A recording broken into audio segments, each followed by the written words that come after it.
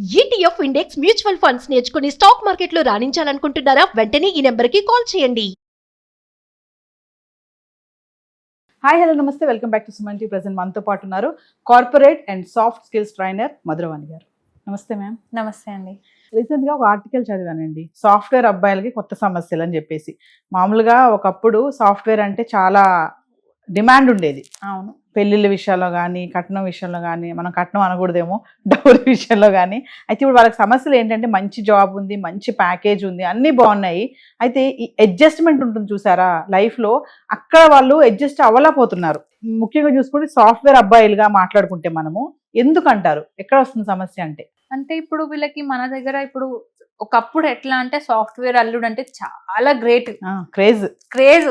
అంటే ఇప్పుడు ఎవరైనా అమ్మాయిని ఒక టైంలో అడిగితే నీకు ఎవరు కావాలంటే నాకు సాఫ్ట్వేర్ జాబ్ ఉన్న వాళ్ళే కావాలి.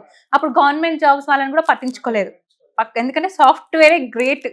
అట్లా అని సాఫ్ట్వేర్ అబ్బాయిలే కావాలి, సాఫ్ట్వేర్ అల్లుళ్ళే కావాలి అని చాలా ఉన్నాయి. కాకపోతే మనం వాళ్ళు ఓన్లీ ఆ పొజిషనే చూస్తున్నారు, కానీ ఆ పొజిషన్ వెనకాల ఉన్న స్ట్రెస్ కానీ వాళ్ళు మొత్తం డ్రైన్ అవుట్ అయిపోతున్నారు. అది అర్థం చేసుకోవట్లేరు ఎవ్వరు. ఎంతసేపు సాఫ్ట్వేర్ కానీ హై ప్యాకేజ్ అన్న కానీ ఆ ప్యాకేజ్ చేయడానికి వీళ్ళు ఎనర్జీ ఎంత పెడుతున్నారు, వీళ్ళు ఎన్ని ఫేస్ చేస్తున్నారు, కంపెనీలో పాలిటిక్స్ చాలా ఉంటాయి, ఇవన్నీ ఎలా ఫేస్ చేస్తున్నారు, ఇవన్నీ ఒక బర్న్అవుట్ లాగా అయిపోతున్నాయి.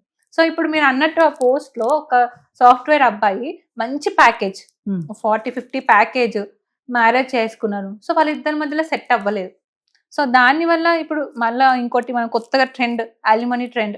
పెళ్లి చేసుకున్నారు, ఒక వన్ డే ఒక పోస్ట్ చూసాను, వన్ డేనే జస్ట్ నైట్ పెళ్ళై నైట్ ఇంటికి వెళ్ళింది, ఏదో ఒక్క మాట నచ్చక నెక్స్ట్ డేనే వాళ్ళ పేరెంట్స్కి వచ్చి ఇంటికి వెళ్ళిపోయి డివోర్స్. మళ్ళీ అది కాకుండా వన్ డే కోసం అని అలిమనీ.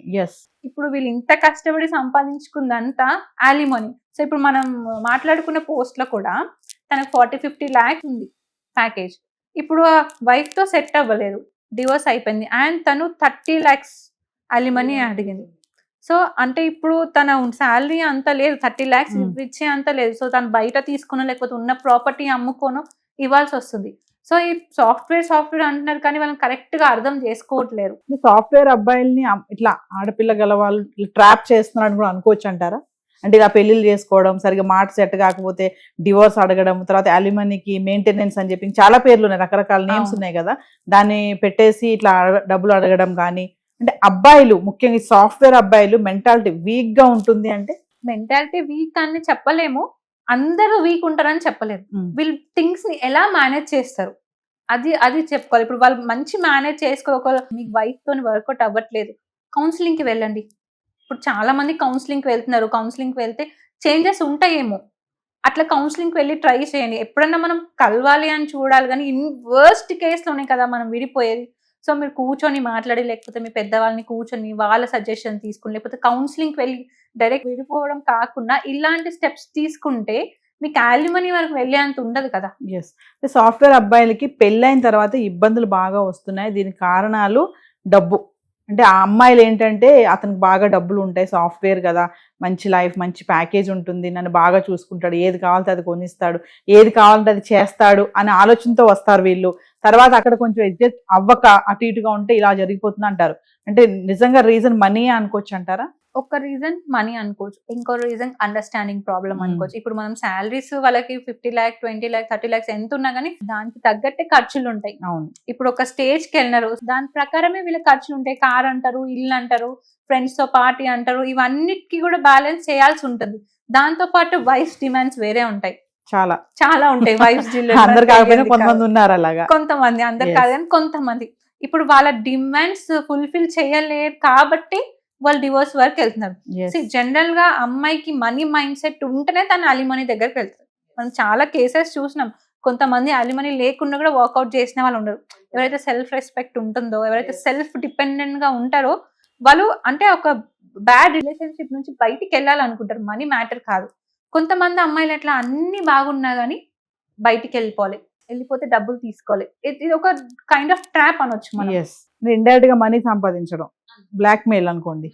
కొంతమంది కామెంట్స్ పెడుతున్నారు ఏంటంటే అబ్బాయిలు ఇంటి కోసం బాధ్యత కోసం సంపాదిస్తారు, అమ్మాయిలు మాత్రం పాకెట్ మనీ కోసం అని అంటున్నారు. అది ఎంతవరకు కరెక్ట్? అందరు కాదులేండి, కొంతమంది తీసుకుంటే అది కరెక్టే అంటారా? అంటే ఇప్పుడున్న జనరేషన్ లో కరెక్ట్ అని చెప్పొచ్చు.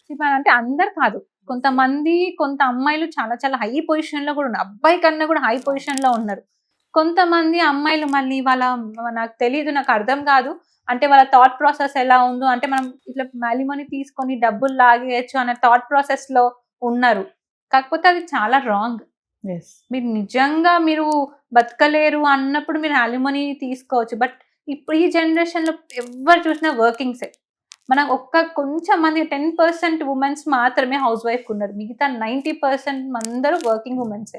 అంటే సాఫ్ట్వేర్ చేసే అబ్బాయిలు ఎవరైతే ఉన్నారో వీళ్ళందరూ అక్కడ వర్క్ స్ట్రెస్ వల్ల, ఆ టార్గెట్స్ వల్ల, అవన్నీ వల్ల కూడా, ఆ వాతావరణం వల్ల ఈ మ్యారేజ్ అనే దాన్ని వీళ్ళు మెయింటైన్ చేయలేకపోతున్నారు. అంటే ఆ స్ట్రెస్ అంతా ఇక్కడ పెట్టుకుంటున్నారు అంటారా ఇంట్లో? ఆబ్వియస్ గా అదే అయ్యి ఉంటుంది. ఎందుకంటే మీరు ఆఫీస్ లో 9 to 6 వర్క్ చేసి స్ట్రెస్ వర్క్, ఆ చిరాకు అంతా తీసుకొచ్చి ఇంట్లో పెళ్ళాం మీద చూపిస్తే అఫ్ కోర్స్ ఇప్పుడు మీ ఇంట్లో వైఫ్ కూడా మీకోసం వెయిట్ చేస్తుంటుంది, రాగానే మంచి హ్యాపీగా మాట్లాడి ఆ ఇద్దరి మధ్యలో అండర్స్టాండింగ్ ఉంటే మీకు ఆ డివోర్స్ అల్యూమనీ అంతవరకు వెళ్ళదు కదా.